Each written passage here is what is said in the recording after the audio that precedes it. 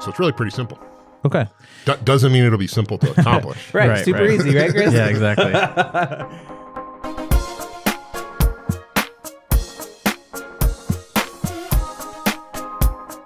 Scratch Entrepreneur. True stories of remarkable people who dropped everything to turn an idea into a healthy, profitable business.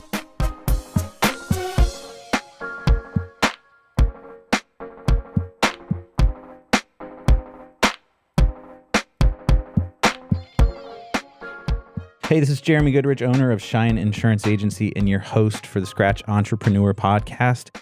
We have a Crossroads episode today, an episode where we have an on-air coaching session between veteran executive coach David Quick and an entrepreneur who sits at a crossroads, a big decision in his or her business. If you haven't listened to the previous Crossroads episodes, I'd encourage you to go back and do so. In the first episode, David helped me and Mackenzie break through our blocks around hiring. Then he helped Ellie Sims, co-founder of B Corp, set the foundation for her budget. And in the last Crossroads episode, which I really loved, Dave and Mike, an old buddy of Dave's, took the time to get past kind of a self-induced lull in growth. So, David, as always, thanks so much for being willing to share your insights on the show. Jeremy, thanks again for having me. Really appreciate it. Enjoyed the last 3 sessions and looking forward to today. So is there one piece of those previous conversations that kind of sticks out to you still today? Something from that was just a takeaway that you've thought about since? Always, I'm left with these that somehow as humans, we create a story that stalls us. And so all 3 of those, the owner or owners, in the case of you and Mackenzie, create a story of, wow, I can't get over this, I can't do this, or I'm fearful, worried. And my wife, business partner, and I have this mantra, which is, hey, we can worry or we can work. Yeah. And so we sometimes create a story of worry that stalls us, and instead we could create one that says, hey, what's powerful, passionate, how do I move forward? And so all 3 of those, I think we found a story that helps people move forward, and it's a question of, hey, can I stay with that story? Yeah. I had lots of takeaways from different ones, but specifically from the Ellie Sims conversation, I walked away with a framework that you created there that I loved. And that was the 3 parts of almost any business. Since we were talking, I've been thinking about, does this fit every single business? And that is sales, service, and secret sauce. So it's the front end, the kind of service side, and then it's like how you make your product or your service or whatever it is. And you broke that down for Ellie as she was thinking about her budget. And I just thought that was so awesome. I was like, oh, sales, service, secret sauce. I just trademarked that after you brought it up. Cool. Awesome. Well, those were great conversations. And I want to get into today's conversation. So let's introduce our guest. He has built a painless way for your business to share your expertise with the world. His team includes rockstar writers, streetwise marketing gurus, and analytics-obsessed techies, which is certainly my favorite place to be. When you put all those things together, Content Cucumber has created a one-stop shop for building your brand and sharing your perspective with the world. Our guest today is co-founder Chris Chasteen, who started as a financial investor in the project, but then felt so connected with it, he became a full-fledged member of the founding team. Chris, welcome to the show. Thank you. So is there anything I left out in that intro or got completely wrong? Nothing that you got wrong. I would say that there's a lot of details in between the investment and the co-founding. Cool. But you were kind of getting into the idea of Content Cucumber with the folks who were putting it together, and then you're like, yeah, I want to be a part of this thing. Yeah, I pretty much pushed them into doing it, and then saw that they could really use some extra sales and marketing. Yeah. So kind of took it there. Yeah, exactly. Cool. And we're glad you did. I think the product is super cool. I've been watching you for a while, so thank you for that. And we're going to dig into a Crossroads. But before we get into the Crossroads, we're going to start with a section that I've come up with a really creative title for, and is called "What Podcast Are You Listening to Now?" I thought a long time about that title. Okay. I mean, really thoughtful, different, not exactly what no, I'm just kidding. So, Chris, what's a podcast that you're totally into right now? Well, I've been rediscovering and listening to the recent episodes of How I Built This. Yeah. That's a classic. Yeah, really the first, that's probably not totally true, but one of the first entrepreneurial startup podcast. Definitely. Yeah, and such a good storytelling podcast. Yep. And which episodes are is there one that sticks out right now? I really like the Bar 3 one was good. That was good. So cool. Yeah. So that's what you're into. Dave, what are you into? If I'm being completely honest, the ones I've listened to most are two locals. One, yours, Jeremy, Scratch Entrepreneur. I've listened to almost every episode, and I've listened to almost every episode now of another Jeremy Shear's B-Town Lowdown. I just listened to his tattoo guy, which was an interesting podcast interview, and then talking with people at the market about their tattoos. So it was just an interesting thoughtfulness around tattoo and how much that's changed, which was interesting. His podcast is great. B-Town Lowdown. If you're from Bloomington, it's obviously relevant. But I think if you're an entrepreneur, a business owner, and you're looking for how a podcast can be valuable to your business, I feel like his podcast is such a good example of how you can have local value to your community. If you've got, a brick and mortar in a town, something like that for any town, no matter where you live, I think is really valuable. Yeah, I've enjoyed it. Cool. Mine is Up and Vanished. It's kind of one of those mystery ones. This guy goes into a town and kind of tries to solve a mystery that hasn't been solved. I'm into the storytelling one way or another, and Up and Vanished is sort of a mystery one there. So, all right, 3 podcasts that listeners can dive into if they haven't done so already. David cheated and actually had 2. And we love our title. What podcast are you listening to now, or you think we need to work that? I think you should go ahead and just run with it all the time. Super creative.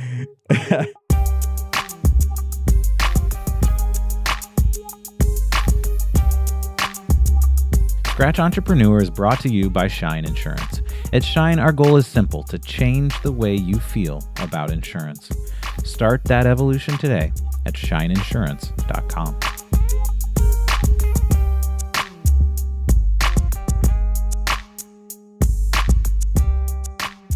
So let's dig into the conversation. Chris, you've brought a Crossroads to the table. Do you want to describe that to us a little bit and give us a little background into why it is your Crossroads right now? Yeah, sure. So I'm currently running Silicone Depot, which is an e-commerce site. That's my main business, where I'm helping grow that and increase silicone sealant sales basically online. It's actually started out as a family business. I helped grow the online portion of it, and that's my main thing that I do there. And then I also started this Content Cucumber thing that we've already talked about, and I'm at a point where I need to figure out what I'm going to do with these 2 businesses and how I'm going to move forward. It sounds like Silicone Depot is kind of the primary breadwinner at this point. Is Correct. That a fair assessment? That's a completely fair assessment. And so you're kind of trying to figure out, like we all do in so many scenarios, like how to manage the relationship between the 2. Yeah, and at what point do I make a change if I'm going to make a change? Okay. Before you start asking questions, David, I mean, does the Crossroads make sense? Absolutely. Okay. We as entrepreneurs face this all the time. We may have either product line where we could spend more energy on one or another, or actually 2 businesses. My wife and I face this all the time. We have 3 distinct lines of business, and it's where should we put energy and effort? Totally. And I'm in the same boat. I think I like how you put that too. It can be product lines inside the same business, or it could be like Chris is bringing to us, multiple different businesses that you're managing and working. And how do you figure out how to separate those 2 things? Okay. So the next phase of our conversation is really David asking Chris questions. Some of these questions might just be clarifying questions, things that are basic, simple, easy answers that give David a sense of what's going on with your business. Others might be probing a little bit. So he's asking questions that could lead to ultimately the suggestions he's going to make afterwards. So Dave, why don't you dig in? So Chris, I could ask a bunch of what I'll call situational questions and try to find out more about both businesses. But instead, I'm going to try to jumpstart us and move right into something, which is, hey, there's a dilemma, a question, a reason for pause between these 2 businesses because of what? Well, there's multiple reasons. One, on the original family business I discussed, there's no clear path to ownership, whereas the second business, I am obviously a co-founder. I have a pretty significant stake in the business. So is there more than that, or is that the key driver? So what I hear is, hey, we have this family business. Is it father that owns it? Yeah. So father owns the business. Are there other family members involved? Sometimes, but mostly just him. All right. So, Dad, you sounds like you're running at least the online portion of that business. Are you running the other parts of the business as well? Sometimes, yeah. I do a little bit of everything. All right. So, with that, I hear, hey, I'm doing this. I'm working. I assume happy until you launch this business. Is that true? On and off, All right. So, as everything, we call it work for a reason. So you're left with, hey, I don't have a clear path to ownership. This other thing starting and growing. Is it clearly then just a question of, hey, when does this thing eclipse my current income? Is that the key driver, or is there, and I would assume potentially more than that, because once again, we're involved with family. The income portion is obviously a big part of it because I'm putting more money into it than I'm getting out. So that's not a sustainable way of living, obviously. That's not going to be forever. In fact, I think by the end of this year, it'll be closer to where it'll be financially stable enough to where I might have that as an option to do that, just that. If we remove this money question from the table for a moment and said, hey, money's no issue, both of these are wildly successful, and I could choose, which of these would you prefer to do, or is there just one? If money weren't in the equation, what would drive your decision? So it really depends on ownership, I think. That's kind of a point of contention for me. If there's no ownership in the family business or any clear path to that, then I don't really see a reason to stick around, especially as you say, you take money out of the equation altogether. So I'm taking money out of the equation because I'm saying both are wildly profitable, both would sustain the lifestyle you wanted. If we look at it differently, you then have to put money in the equation, which is, hey, until when do I need to work on both of these? Or until when do I need to think about positioning the ownership conversation? So we can get into each of those, Chris, a little bit, but I'm left with a follow-up question, which says, hey, ownership's driving this. If you had ownership in both, what would it mean? Yeah, so I think that would look more like me helping set up a professional management team at the family company that would help continue the growth cycle there, to where I could be more of a weekly engagement, and I would probably be more of a day-to-day engagement on the Content Cucumber since it's a younger business. So on some level, there's more attraction, meaning I want to do the work at Content Cucumber, whether that's the challenge of growing it, whether that's, hey, this is what the day-to-day work is. If you had to pinpoint that and say, here's why I'm drawn more to Content Cucumber, absence of ownership, what's the reason? One of the things I will say is in starting a business, it's a lot easier to want to sell something that I would want to use myself. In the original company, I understand the benefits of the product. And if I were in the construction industry, I could see wanting to use that product and I would know which ones I'd want. So you're not using silicone every single day? No, I'm not. No. Right. So you know the benefit of the product, but you don't use it every day. Right. In the same way that you do with Content Cucumber, and you get a sense of exactly what you do and why you do it and why it's valuable to not only other consumers, but you as well. Yeah. Yeah. We'll get to the Crossroads in a minute, but I'm left with a question for you, which is, hey, if I'm facing these two things today, where are my passion and energy driving me in my day-to-day effort? Candidly, probably Content Cucumber. So is there any slip in the business at Silicone Depot family business? Maybe on the growth side, but not on the operations side. All right, so growth might have slowed from where you were previously. Possibly, but I'm still maintaining all the ads campaigns and actually using a lot of content drivers from the other company to help organic boosting. Good. So, Jeremy, I have enough to dive deep into the Crossroads, and I think I'll ask a couple key candid questions, and then we'll go from there, and we'll sum up and maybe even move in. So, Chris, when I hear this, there must be a reason that ownership is unclear. We can dive into that or ignore it, but if you got to the point where you could see a clear path to ownership, would that be desirable? Or at this point, your passion is driven the other way? The ownership question becomes, hey, I do it because there's a family tie, an obligation, an opportunity to run the business, continue the business, and make some money, but not be involved to the same extent you would be. And I'll pose a question which comes to mind, which is that fair to the business? I would make some strategic decisions on who I would hire. So I think I could be fair to the business in that aspect. Also, in would I want to have ownership if that was a pathway that I could follow? I mean, having two businesses is a lot less risky in my mind than one, because if one fails, only 50% of your assets are gone instead of 100% of your assets. So from a financial standpoint, I think it's less risky. I also feel confident in my ability to be able to set up the proper systems and operations to run that. So I think I could be fair to the company. I think I could do that, but I would need that ownership to be able to make that move. Got it. And if you had to have this ownership conversation or try to find a clear path, is now the right time for that? Is that downstream if Content Cucumber is in a better place? What puts you in a place to have that conversation more robustly?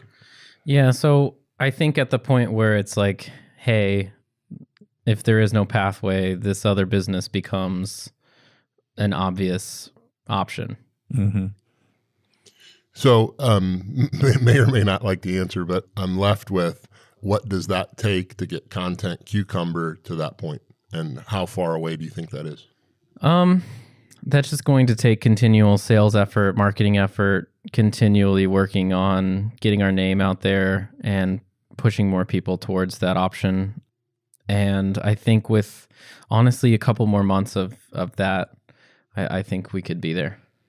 So I'm hearing this could be months away from there's a tipping point that says, hey, there's enough revenue here for me to move to have the conversation with family around ownership.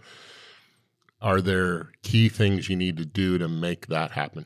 I mean, there are a lot of really small tactical steps, and then there are a few larger strategic steps.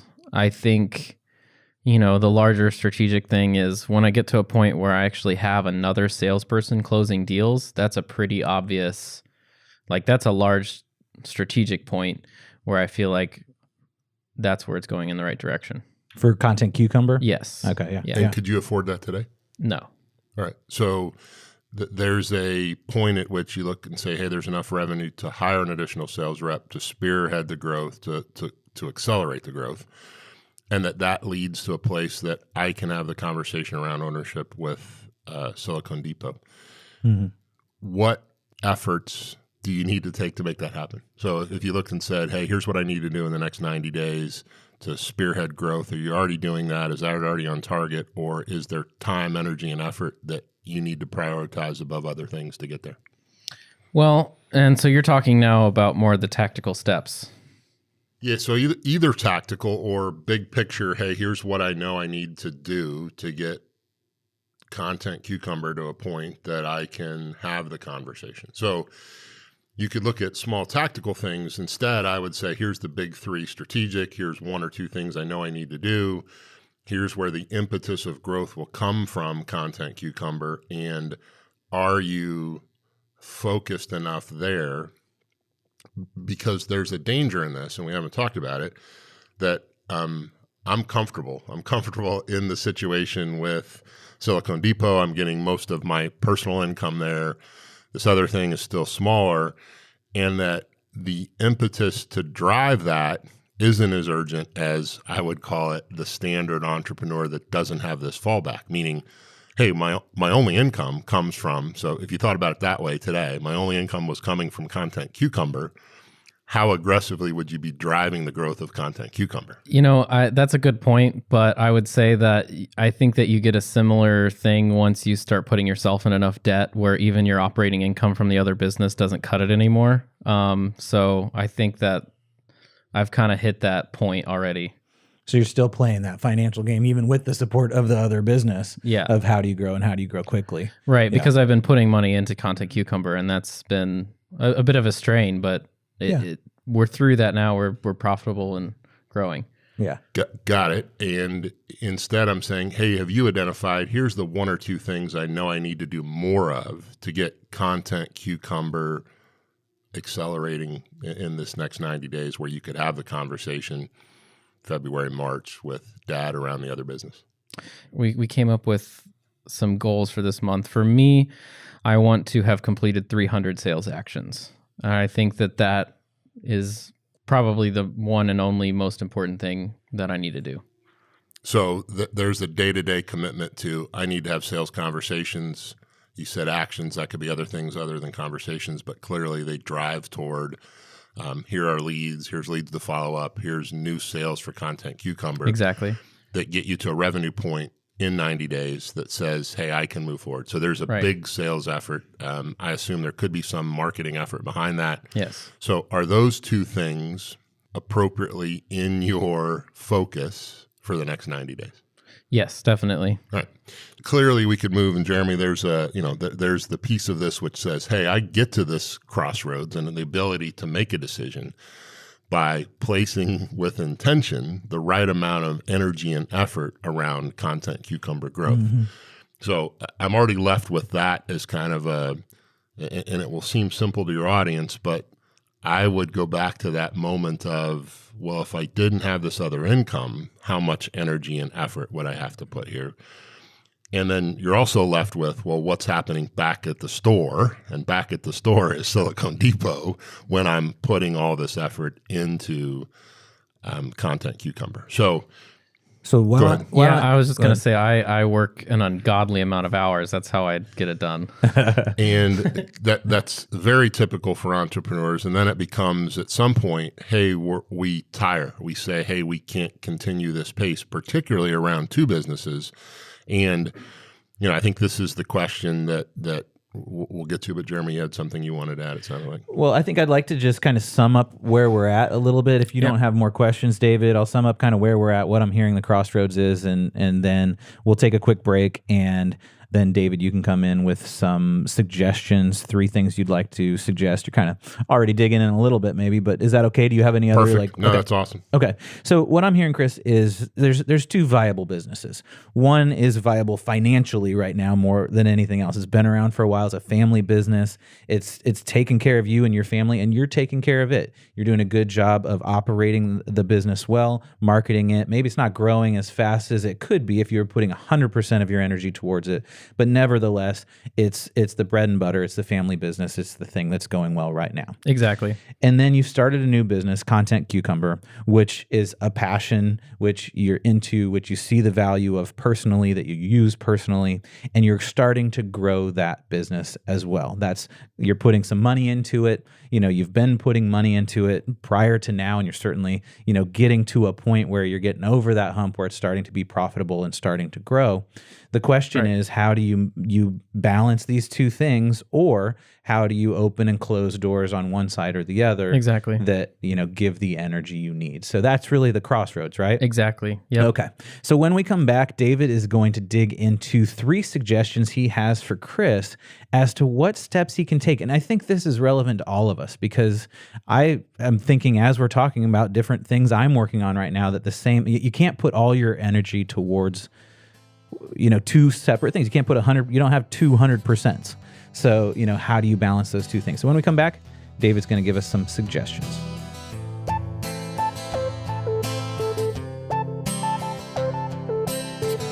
Hey, for this break, I just wanted to jump in and share one example of kind of ideas that make your life a little bit better and more simple when it comes to insurance. So we had a scenario where someone gave us a buzz, and they had just been stopped at a stoplight, and someone had tapped into the back of their car. Not any injuries or anything crazy, but there was definitely some damage to their vehicle. And their question for us was, what should I do? What are the most important things to do at the scene of an accident? So I was like, oh, that's, something I should answer for them, obviously, but also might want to share with you all. And I would say that the single most important thing you can do at the scene of an accident is to find witnesses and collect their information, especially if it's clear that it wasn't your fault. Once things start moving forward, sometimes stories change. And the most valuable piece of information you can have as things evolve is the eyewitness account of someone who is not a police officer and is not a friend or family member of yours, who has no connection with you. So at the scene of those situations, the number one most important thing you should do is find a witness and get their information, get their contact information, get their business card so you can give them a buzz and have them talk to the insurance companies. So that's what I said to that person. And if you're in that same situation, I hope that you'll be able to find a witness. Hopefully you won't need it. Everyone will tell the truth and have a story that makes sense, but sometimes that's not the case, and witnesses really do help out. If you need more help from Shine Insurance, of course, you can give us a buzz, 812-679-8779, or check us out at shineinsurance.com.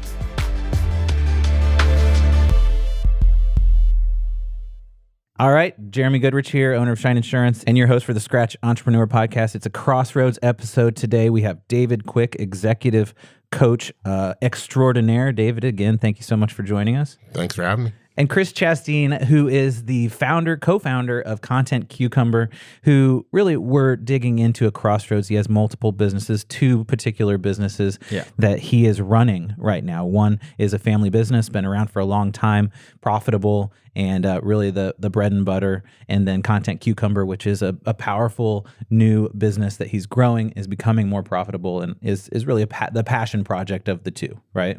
Yeah, that's correct. Okay.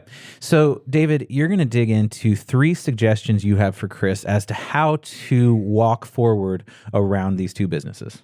Jeremy, you a perfect lead in the passion project. And I think for all leaders, it's worth spending some time saying, hey, over the next 3 to 5 years, who do I want to be? What do I want to do? And what I heard clearly from Chris is the work I want to do is Content Cucumber. And so that drives me to Chris that I need to accelerate my effort there. I need to move this decision point, inflection point, whatever you want to call it, that drives a conversation with your father forward. That I look at that in a real way and set a milestone, a goal, make sure I'm being intentional around my efforts, and kind of have that. And I heard you say, hey, I am having that starving entrepreneur, but you're not. Meaning, I'm having to take some cash flow and move, but the struggling entrepreneur is, I have no money. I got a mortgage on my house, and there's no income coming in, and you have income coming into the household. So I would have you step back and say, where and how do I set a milestone short term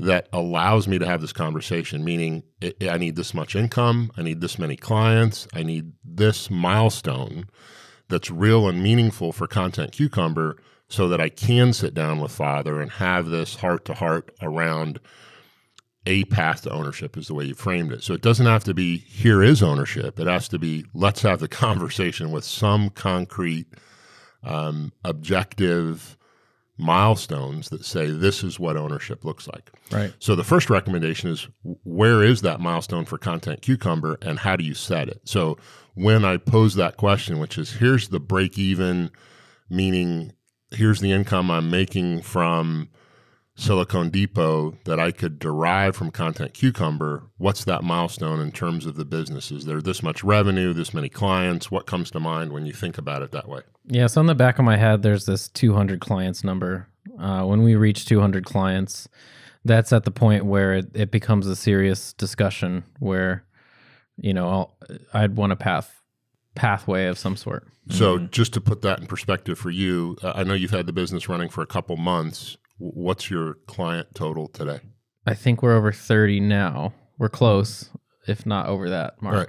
Mm-hmm. So there's a 7 times increase needed to get to this. Yep. And I don't mean to make that sound insurmountable, but it says, hey, I got to put forth effort and make this thing grow exponentially. Otherwise, hey, I'm looking a year out, and I realize the typical path of startup businesses is you will see exponential growth. If you had to pinpoint one thing for you that would drive the 7-fold growth and say, here's what I need to do every day, is it just those 200 conversations, those sales conversations or touch points you said? Yeah, I think those the sales actions, as I refer to them, is probably one of the most important things to driving that. That's what I'm best at. There's also some marketing things in there as well. So I'm hearing, hey, I have 200 that I know I need to do in some period. When I hear I got to get to 200, that says I need to have a number greater than 200 over time. And the 200 may be a more short-term goal, but I'm left with, hey, I need to accelerate, put the right amount of attention and effort there. How do I get to this 200 clients and really set? And I'll have you think about what would an aggressive timeline and goal be for that, and put that in a concrete nature in front of yourself. So you tell people, hey, I'm going to have 200 clients by February 1st, whatever that is, and start saying that so that you're driven to it, you're committed to it, you know what it is, and you also then start to say, well, what actions are required to get to 200 clients by February 1st? So we're having this in some of our business milestones right now where I've put artificial goals in place that don't need to be there, but are there to say, hey, I'm forced to take different action than I would take without those.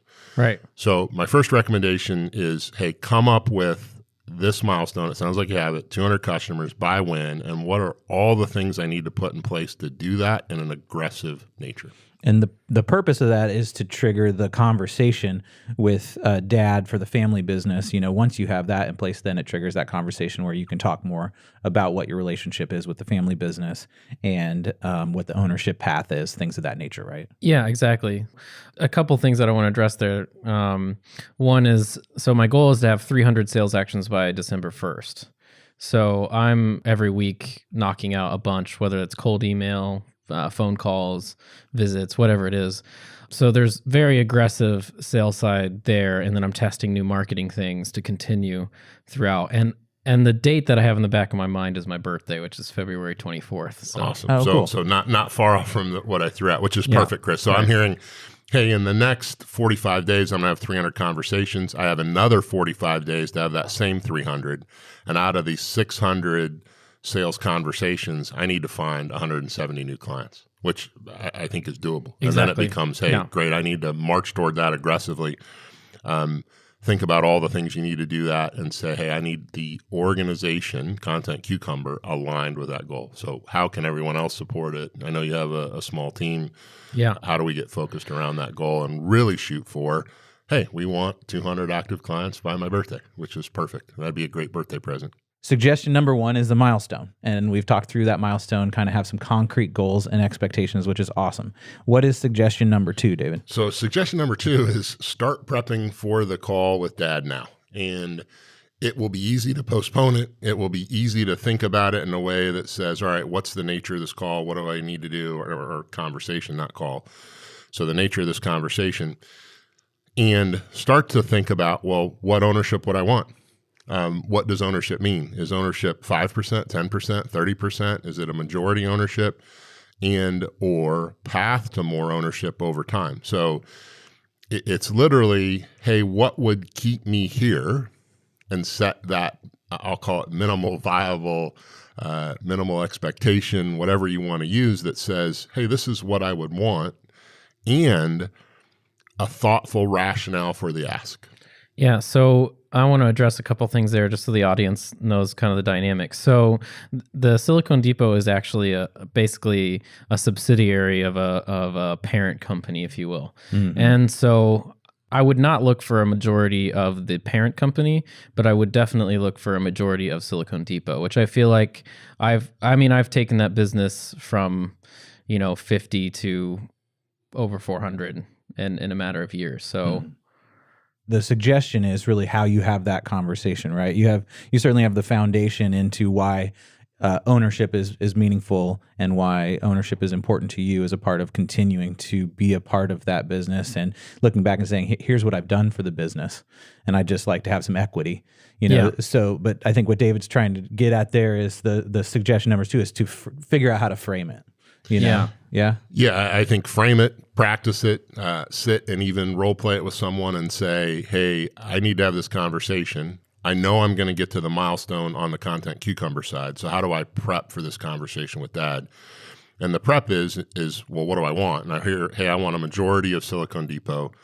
I want to be able to influence the rest of the organization because I'm hearing you're involved in a bunch of different things. So that would be, hey, in the future, I'll take care of things like hiring, day-to-day management.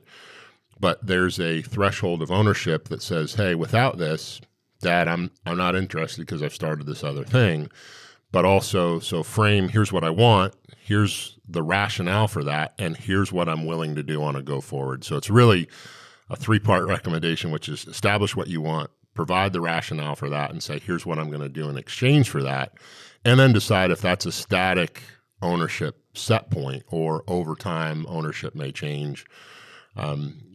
You have to look at that with family businesses. What's your dad's intent at his death? I mean, all those things. There's a bunch that get involved in this. There's a bunch that gets involved with estate planning and other things, depending on where he is in that thought process as well. So I don't want to presume that, but the assignment for you or the recommendation for you would be to understand your minimums, provide the rationale for dad for that, and then Right. say, here's what I'm willing to do in exchange for that on a go forward. Sounds good. Here's what I want. Here's the rationale for what I want. Here's what I'm willing to do for that. I love that framework for any conversation, really, where you're trying to negotiate with anyone, particularly family. Makes sense. Okay, that's suggestion number 2. What is suggestion number 3, David? So always in these family businesses, I think there's a, hey, what are the lingering loose ends? And we haven't gotten those in the conversation today, but it's things like, well, what's dad's involvement? Are there other family members that would have a tie in the business? So there's all these other loose ends that are worth considering and just creating a list of, well, what are the other things we may want to address in either this conversation or at least have the parking lot of, here's things that we still will need to address.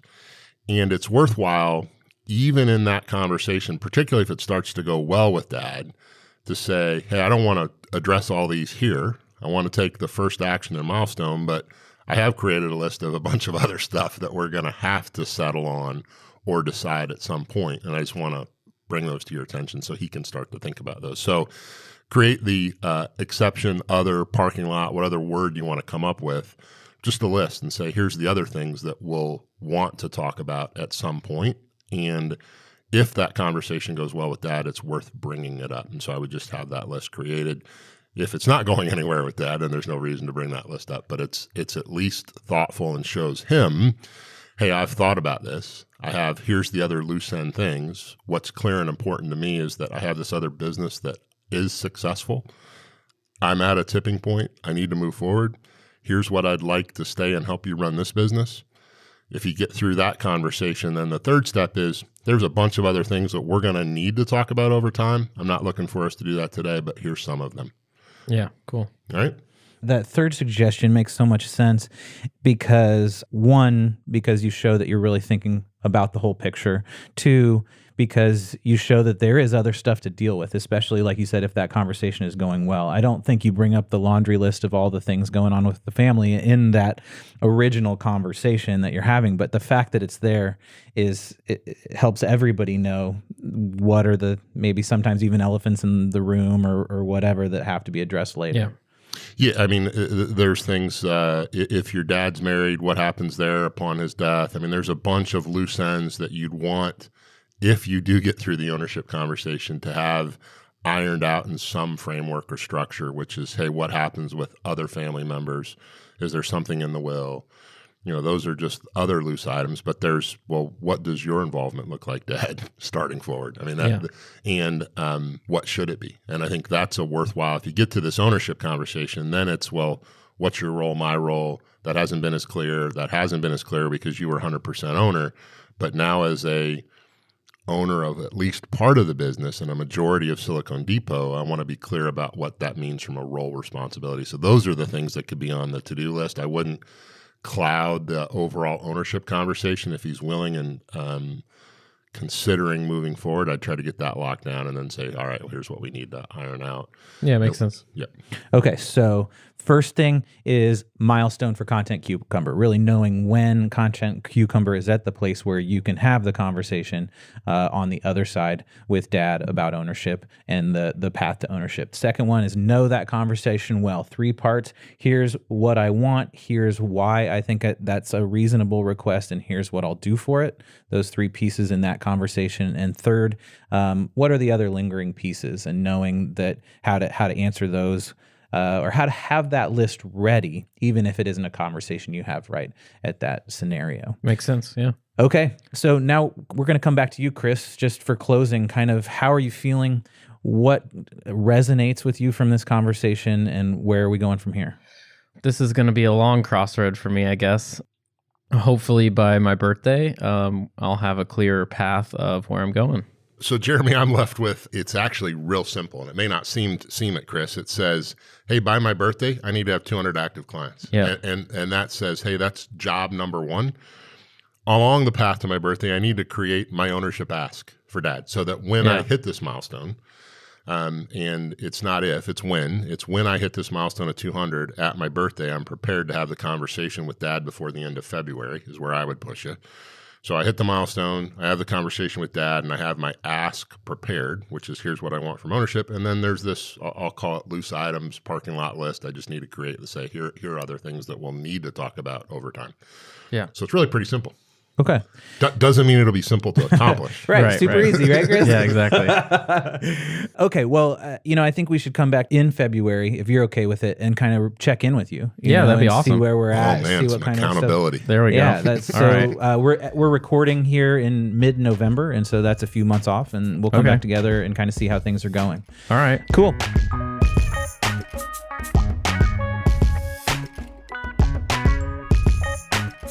Thank you so much for being willing to have this conversation on air. If folks want to find you, take a few moments to tell them how they can do so. You can always reach out to the Content Cucumber team. I'm Chris at Content Cucumber.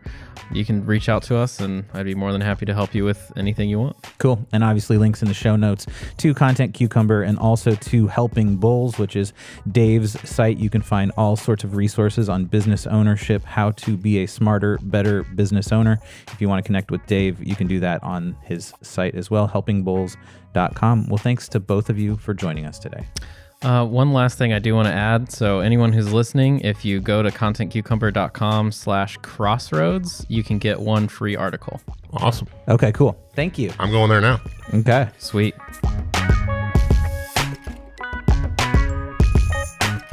Special thanks to Chris Chasteen for taking the time to share his Crossroads with us. You can find Silicone Depot at siliconedepot.com and Content Cucumber at contentcucumber.com. Contributors to this episode include myself, Jeremy Goodrich, the host and producer of the show. David Quick is a co-host for the Crossroads episodes. The music is by Mark Vinton, my high school buddy. And editing is by superhero Christopher Lang. We couldn't do it without Christopher. If you enjoyed the podcast, there are a couple things we need you to do right now. First, please subscribe to Scratch Entrepreneur on iTunes, Stitcher, Google Play, or wherever you listen to podcasts. While you're there, please rate and review the show. If you like the show, please do share it with friends. And finally, please join us at patreon.com/Scratch Entrepreneur, where you can hear after shows, extras, all sorts of additional stuff is there at patreon.com, as well as a community of folks talking about being business owners and entrepreneurs. Until the next time, we truly appreciate you listening.